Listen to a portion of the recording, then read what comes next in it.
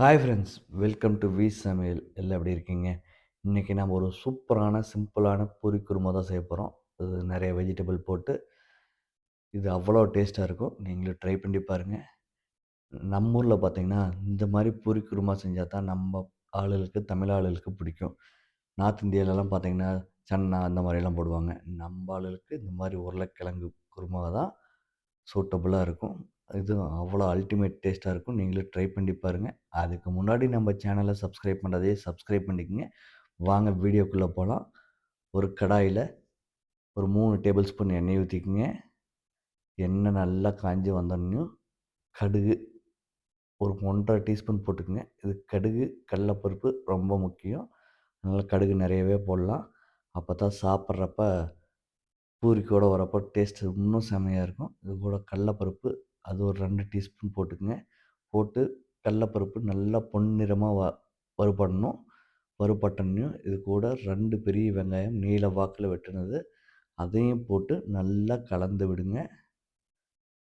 இது கூட காரத்துக்கு ஒரு 4 to 5 பச்சை மிளகா.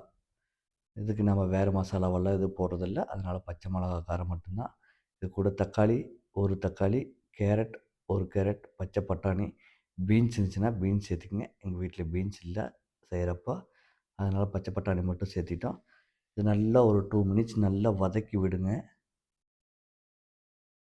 நல்லா வதங்கி வரட்டும்.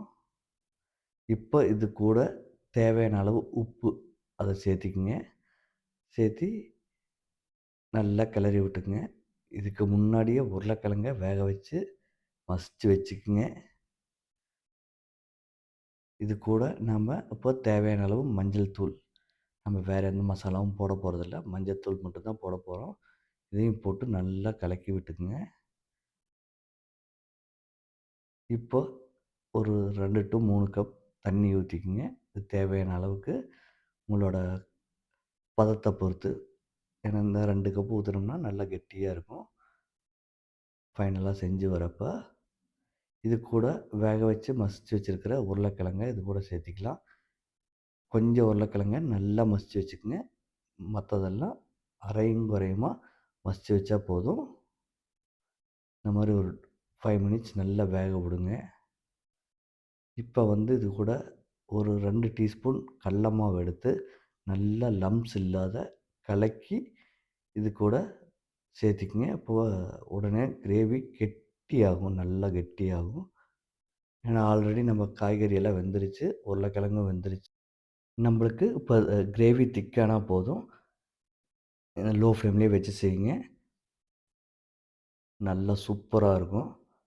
இந்த வீடியோ பிடிச்சிருந்துச்சின்னா லைக் பண்ணுங்கள், கமெண்ட் பண்ணுங்கள், ஷேர் பண்ணுங்கள், சப்ஸ்கிரைப் பண்ணாதே சப்ஸ்கிரைப் பண்ணுங்கள். உங்கள் ஃப்ரெண்ட்ஸு, ரிலேட்டிவ்ஸ்க்கு எல்லாத்துக்கும் இந்த வீடியோவை ஷேர் பண்ணுங்கள். நன்றி, வணக்கம்.